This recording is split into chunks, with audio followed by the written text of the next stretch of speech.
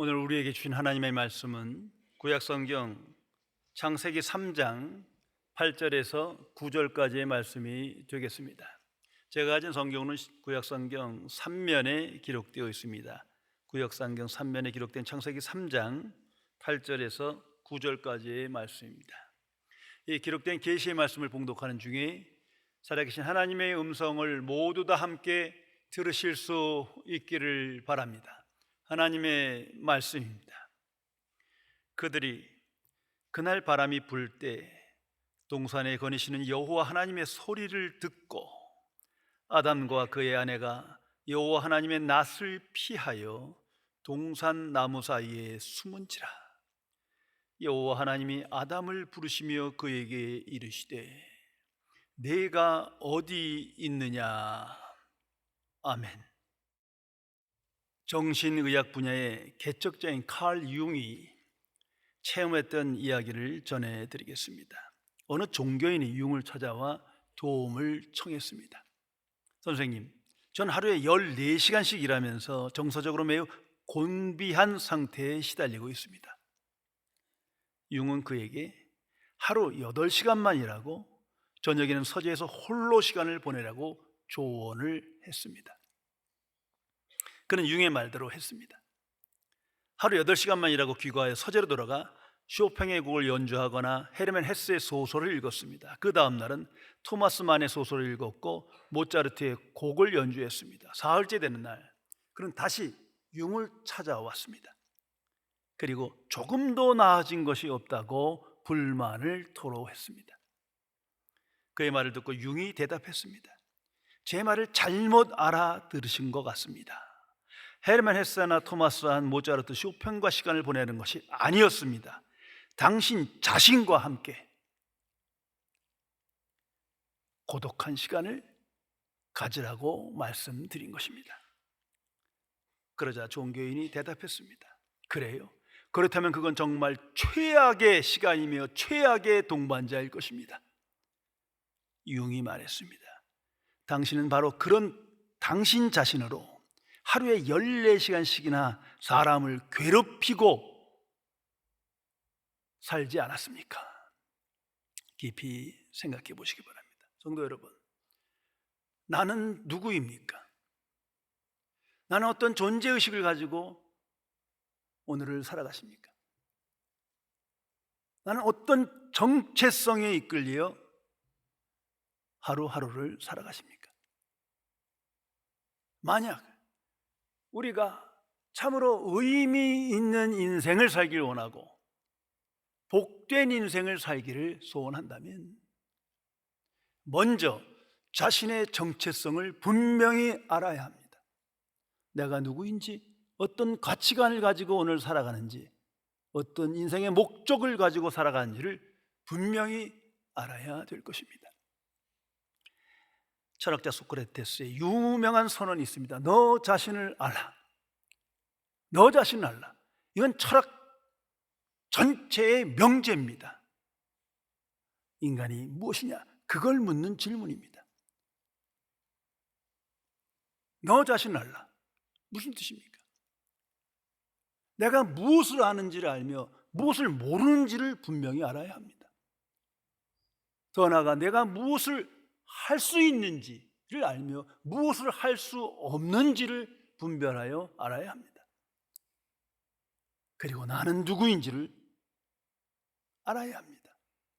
어떤 가치관이 나를 끌어가며 어떤 목적을 향하여 나는 인생을 사는가 분명히 알아야 바른 인생을 살아갈 수 있다는 의미입니다.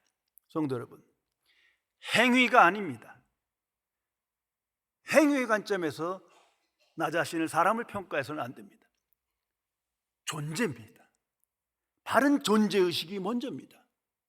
그러기 위해서는 나는 누구인가? 이것이 선행되어야 합니다. 그러나 오늘 현대사회는 어떻습니까?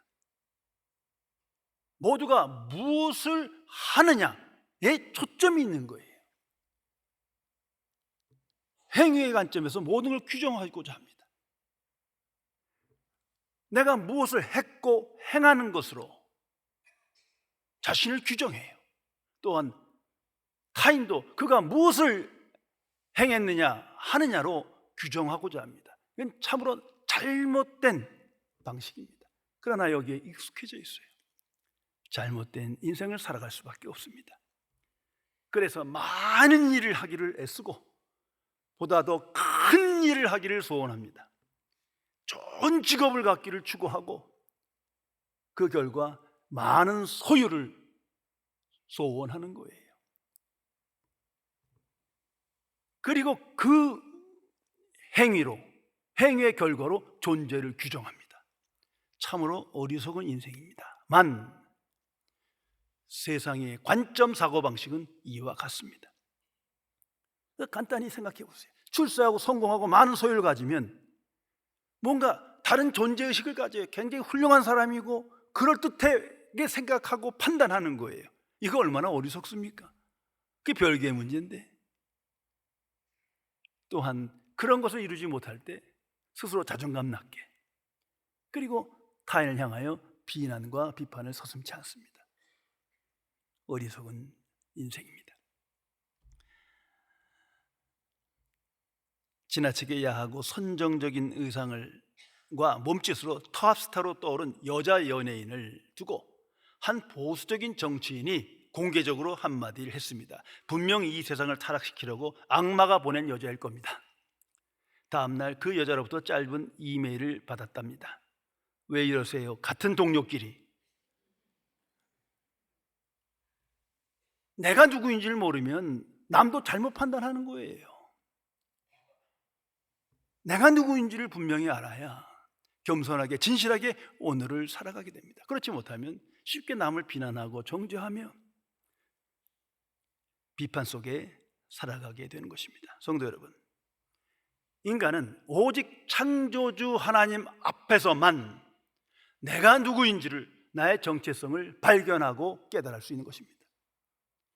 그 외에 다른 길이 없습니다. 아무리 철학이 그 논제를 말할지라도 답을 얻을 수가 없는 거예요. 질문은 훌륭하지만 질문으로 끝나고 맙니다. 오직 창조주 하나님 앞에서만 피조물인 인간은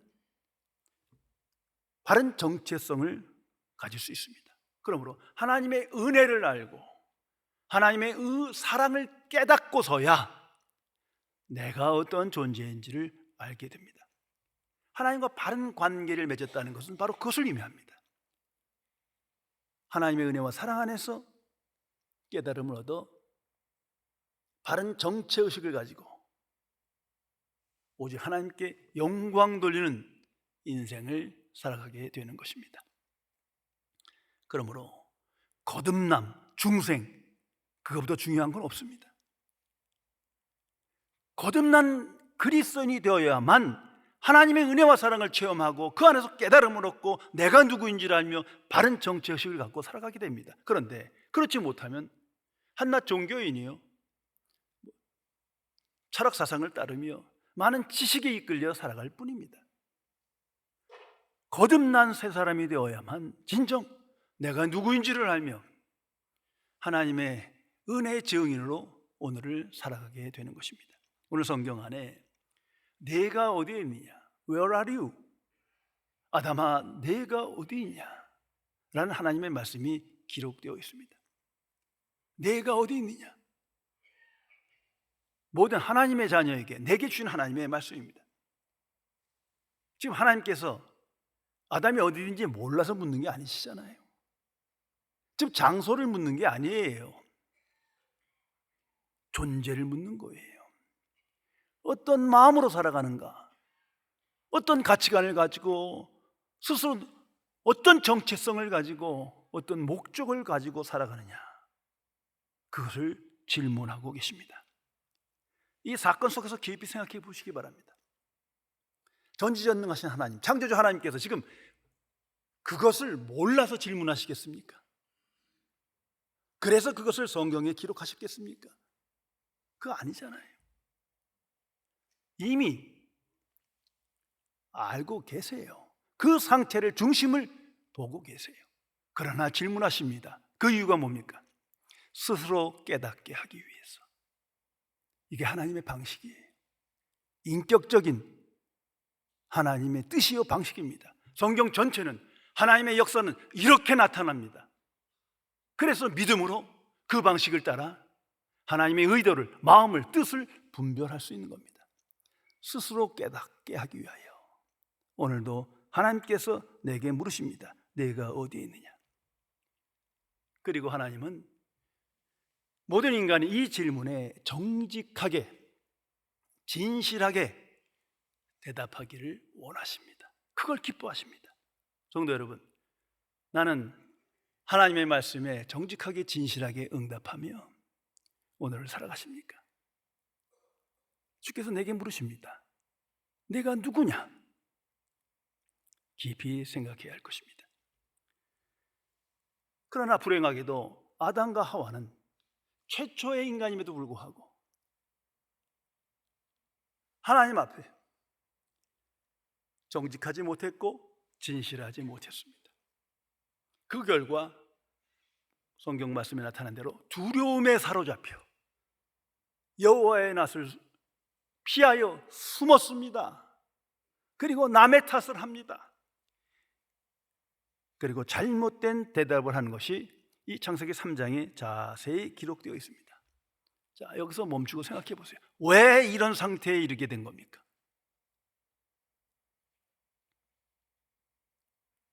자기가 누군지 몰랐기 때문이에요. 자신은 피조물이요, 지금 죄인인지를 알지 못해요. 지금 선악과를 따먹고 죄를 범한 결과가 이렇게 나타납니다. 두려움 속에서 말씀으로 듣지 않고 피하여 숨으며 남을 정죄하며 남을 탓을 하며 무책임한 존재로 살아가게 되는 겁니다. 그래, 그 자체가 그 사람의 불행이요 비극인 것입니다. 이 선악과에 대한 재미난 얘기가 있어요. 교회 주일 예배에서 어느 목사님이 인류의 타락에 대해서 설교하셨답니다.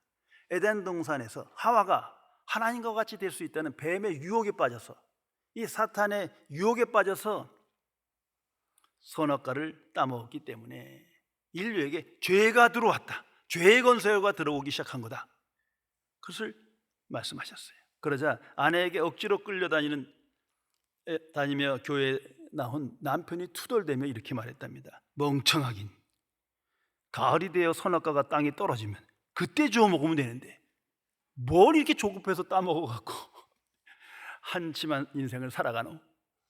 성도 여러분, 선악과 사건은 모든 인간 안에 내재된 원죄인 것을 분명히 알아야 합니다.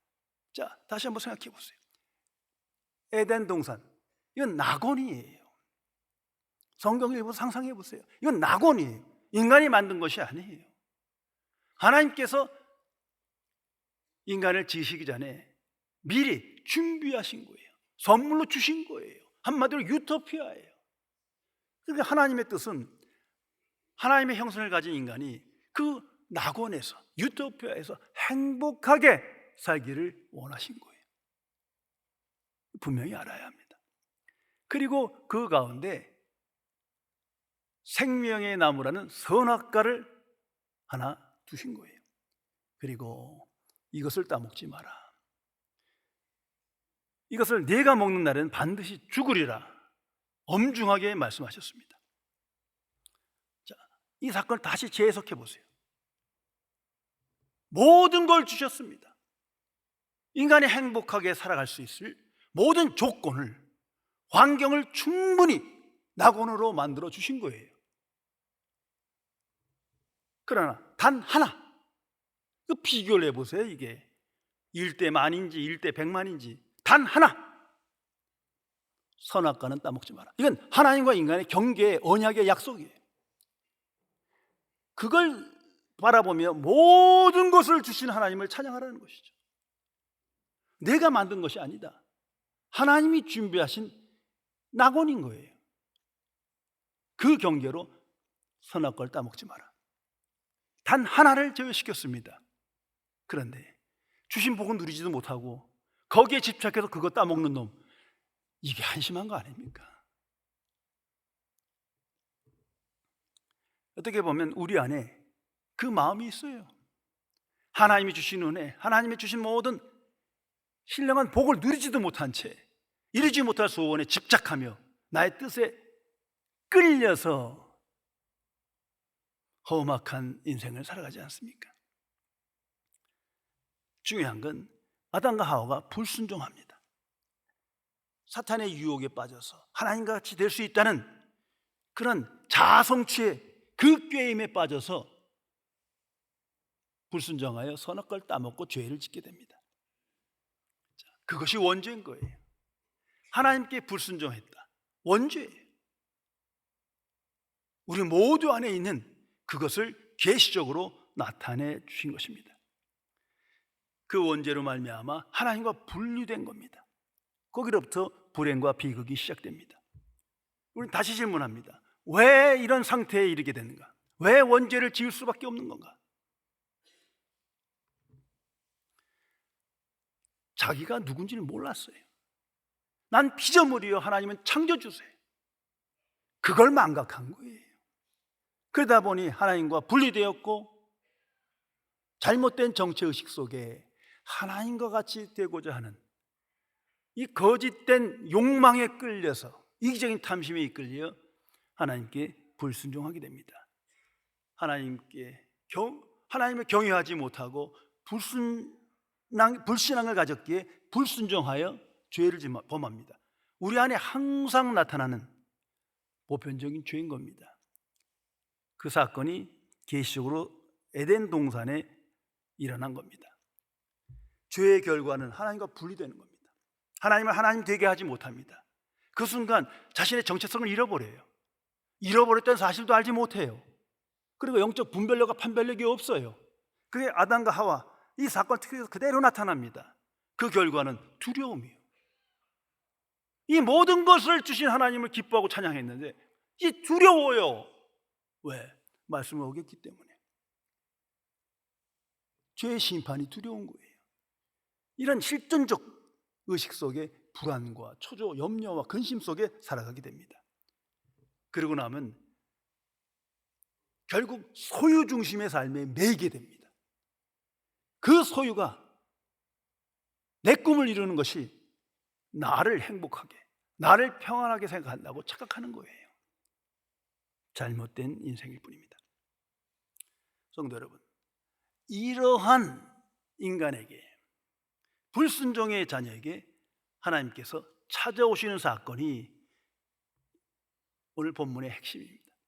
Seeking God, 의로운 자를 찾아오신 게 아니라 죄인을 찾아오십니다. 불순종의 자녀를 찾아오십니다. 진노의 자녀를 찾아오십니다. 이게 에덴 동산에 나타난 첫 번째 복음의 사건이요, 이 복음의 완성이 예수 그리스도예요. 찾아오신 하나님이십니다. 그리고 말씀하십니다. 내가 어디 있느냐?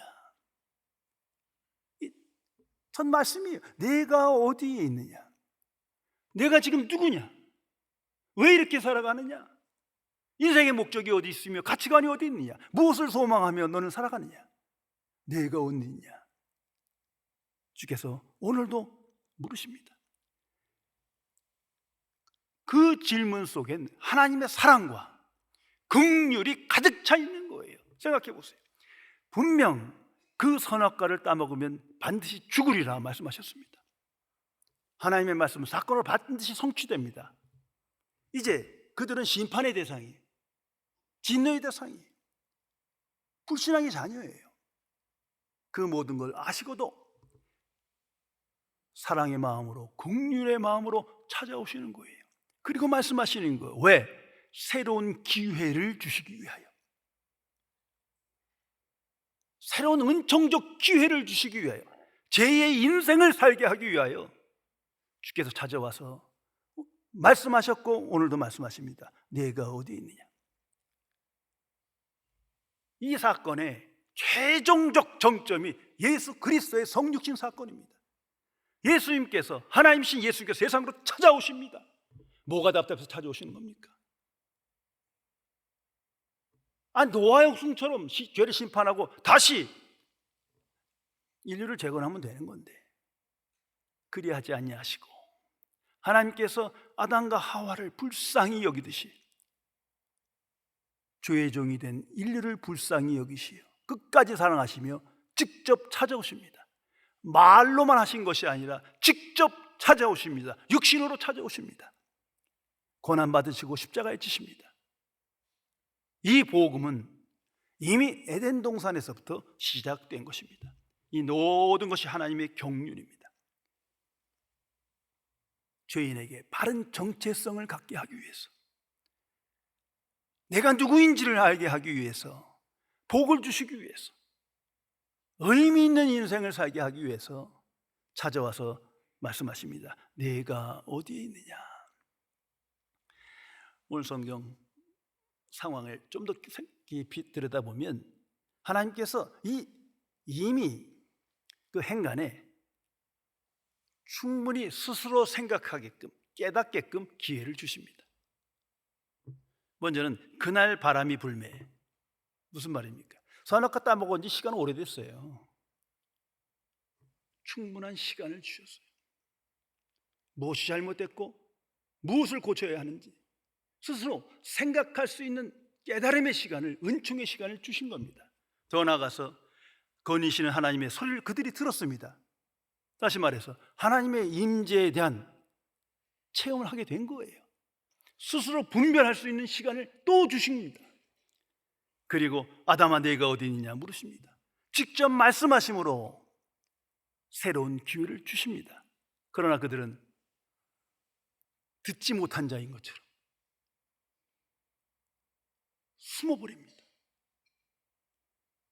그리고 다시 말씀합니다. 그 나무 열매를 네가 먹었느냐. 그러나 그 말씀조차에도 진실하게 정직하게 대답하지 못합니다. 변명을 하고 아담은 하와 때문입니다. 하와는 제 뱀 때문입니다.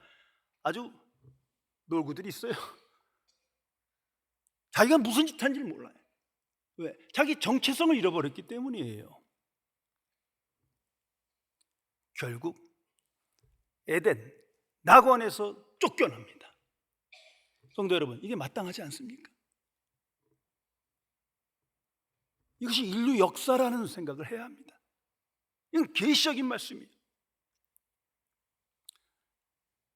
성도 여러분, 하나님께서 죄인에게 무엇을 원하시는 겁니까? 이처럼 찾아오시고 말씀하시며 하나님께서 의도하시는 게 무엇입니까?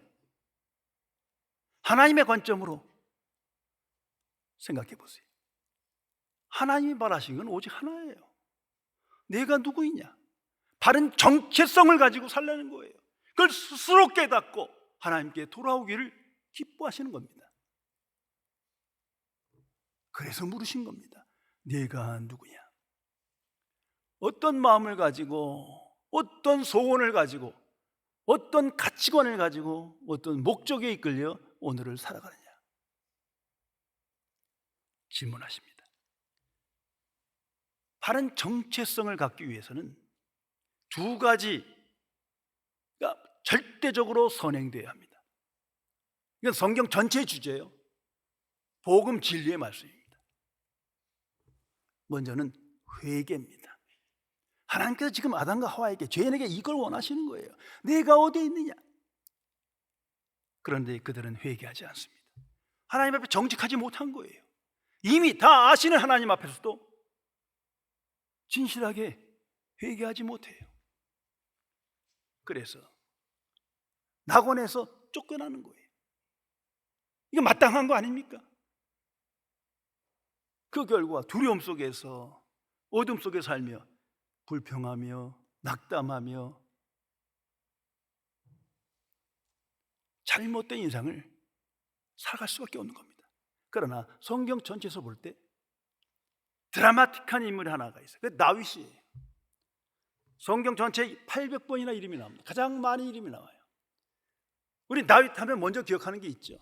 무서운 죄를 범죄자예요. 모르는 사람에게 지은 거예요? 아니에요. 가까운 사람에게 지은 살인죄, 간음죄, 이 모든 게 고범죄예요. 우발적으로 나타나는 것도 아니에요. 그런데 나단이 그 죄를 지적할 때에 그는 왕의 신분임에도 불구하고 엎드려 회개합니다. 진실되게 정직하게 하나님의 말씀에 응답합니다. 그래서 하나님께서 용서하시고 그 바른 정체성을 가진 그를 귀히 여기시어 엄청난 복을 주셨다. 그게 성경의 사건이요, 성경이 전하는 이야기입니다. 그런데 아담과 하와는 회개하지 않는 거예요. 애통하는 마음으로 회개하지 않는 거예요. 이미 죄의 종이 돼서 무지무각한 거예요. 에덴에서 축출됩니다. 또 하나는 믿음입니다. 하나님이 바라시는 믿음은 오직 하나님만 바라는 믿음이에요. 창조주 하나님을 한 마음으로 경외하며 소망하며 하나님께 순종하는 그 마음입니다. 두 마음은 의심이요 불신이요, 나아가서 불신앙입니다. 그러나 우리 안에 두 마음이 존재합니다. 하나님과 나를 겸하여 섬기고자 합니다. 하나님과 재물을 겸하여 섬기자 합니다. 하나님 나라와 세상을 겸하여 취하고자 합니다. 하나님의 뜻과 내 뜻이 같이 이루어지길 원합니다. 두 마음이에요. 불신앙이에요. 이미 죄의 종인 거예요. 그 상태를 아직도 모르고 회개하지 않을 뿐입니다. 하나님과 바른 관계를 갖는다는 것은 오직 한 마음으로 창조주 하나님을 하나님 되게 하시며 하나님을 인정하며 기뻐하며 그 앞에 서는 거예요. 그 순간 내가 누구인지를 명백하게 깨닫게 됩니다. 성도 여러분, 바른 정체의식은 오직 예수 그리스도 안에서만 가능한 것입니다. 예수 그리스도 밖에서는 아무리 철학을 배우고 사상을 배우고 많은 교육을 받아도 많은 일을 행해도 자기가 누군지 몰라요. 큰 일을 행할수록 더 몰라요. 은퇴해야 알아. 불쌍한 인간이에요. 예수 그리스도 안에서만 회개와 믿음으로 하나님의 뜻을 분별하며 하나님의 말씀에 정직하게 진실하게 응답할 때 내가 누구인지를 알며 새로운 인생을 살아가게 됩니다. 그래서 하나님께서 예수 그리스도를 이 땅에 보내신 거예요. 세상의 구주로 보내셨습니다. 나 같은 죄인을 부르시기 위하여 보내셨고 십자가에 죽게 하셨고 부활하게 하셨습니다. 이 복음 진리, 이 복음의 소망과 능력 안에서만 우리는 새 사람으로 바른 정체성을 가지고 하나님이 주신 복을 누리며 형통한 삶을 살아가게 되는 것입니다. 드와이트 에드워즈 목회자가 쓰신 하나님을 의지하는 기쁨이라는 책에 나오는 실화입니다. 파리에 사는 한 화가가 주말마다 공원을 돌며 돈을 받고 초상화 그려주는 일을 했습니다. 어느 주일날 마땅한 손님이 없었어요. 그래서 화가는 두리번거리다가 평소에 본 벤치에 널브러진 술 취한 한 사람을 그리기로 작정했습니다. 그런데 그 남자의 그대로가 아니라 회복된 모습, 새로운 모습을 상상하며 그리기로 했어요. 그래서 말끔히 면도하고 멋있는 옷을 입고 있는 그런 초상화를 그리기로 한 것입니다. 다 그린 후에 화가가 그 사람을 불러서 그림을 보라 합니다. 보더니 잘 그렸네요 하면서 물었어요. 근데 주변을 보면서 도대체 모델이 누굽니까? 화가는 말합니다. 바로 당신입니다. 이 말에 이 사람이 화가 내서 막 욕을 했습니다. 날 무시하는 거냐고.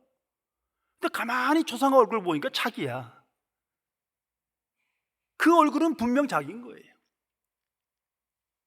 잠시 후 눈물이 그의 얼굴을 타고 내리며 다시 생각하게 되었습니다. 지금까지 자신의 모습을 이렇게 그려준 사람이 아무도 없었어요. 자신도 그런 모습을 상상하지 못했던 거예요. 그는 실제 정말로 초상화 속 남자가 되고 싶은 마음이 일어났습니다. 눈물 범벅이 된 얼굴로 화가에게 말했답니다. 제 속에서 이런 모습을 보셨다면 정말 이 모습이 될 수 있겠습니까? 화가는 대답합니다. 그렇고 말고요. 될 수 있습니다. 그 사람은 결국 지금까지 살아온 방식을 바꾸고 그 초상화의 얼굴의 모습으로 변화되었습니다. 되었다는 것입니다. 성도 여러분, 하나님께서는, 창조주 하나님께서는 모든 인간이 하나님의 형상을 회복하여 하나님의 자녀가 되어 바른 정체성을 가지고 복된 의미 있는 인생을 원하길 기뻐하십니다. 이것이 하나님의 변함없는 뜻입니다. 정말 하나님은 모든 사람이 구원받길 원하십니다. 성경은 명백하게 진술하고 있습니다. 그런데 하나님의 말씀을 듣지 않는 거예요. 말씀은 들어도 진실하게 정직하게 응답하지 않는 거예요. 그리고 그 결과 잘못된 정체성을 가지고 맹목적으로 살아갑니다. 그리고 죽음이 임박해서야 후회하고 절망합니다. 이 얼마나 어리석은 일입니까? 하나님은 하나님의 뜻을 이루시게 하여 우리에게 복음 중에 복음을 선포하셨습니다. 예수 그리스도 이 땅에 보내신 거예요. 그 복음을 믿는 자마다 하나님의 자녀 되게 하셨어요. 아니, 이건 정말 이성적으로 말이 안 되는 거예요.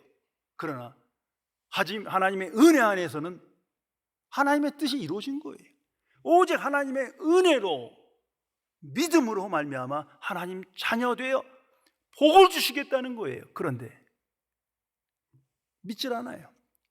믿는 것 같은데 두 마음이에요. 내 계신 하나님의 말씀에 정직하게 진실하게 응답하지 않는 거예요. 다시 한번 깊이 생각해야 합니다. 이 놀라운 하나님의 구속의 역사를 일으키시기 위하여 예수 그리스도를 이 땅에 보내셨고 십자가에 죽게 하셨습니다.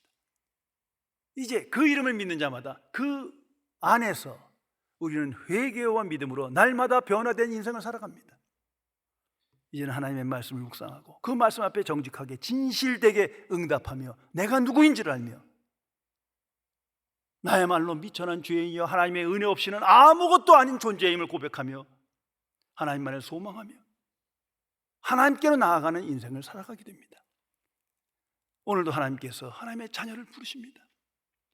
내가 어디에 있느냐? 살아계신 그리스도께서 성령을 통하여 오늘도 내게 말씀하십니다. 항상 말씀하실 것입니다. 내가 어디 있느냐? 기도하시겠습니다.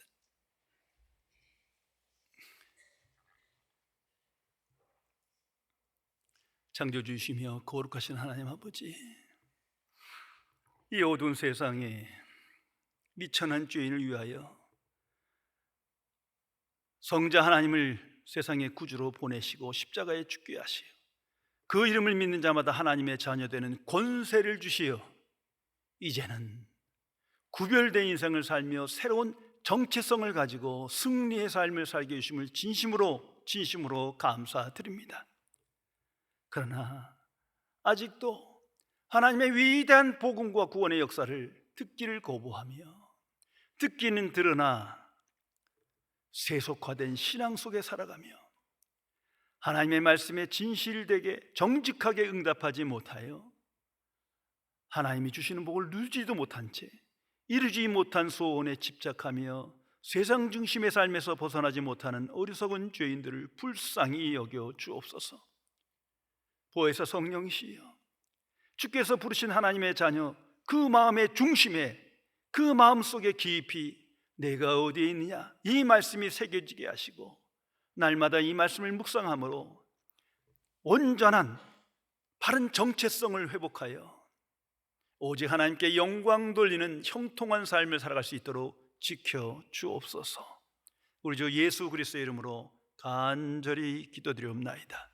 아멘.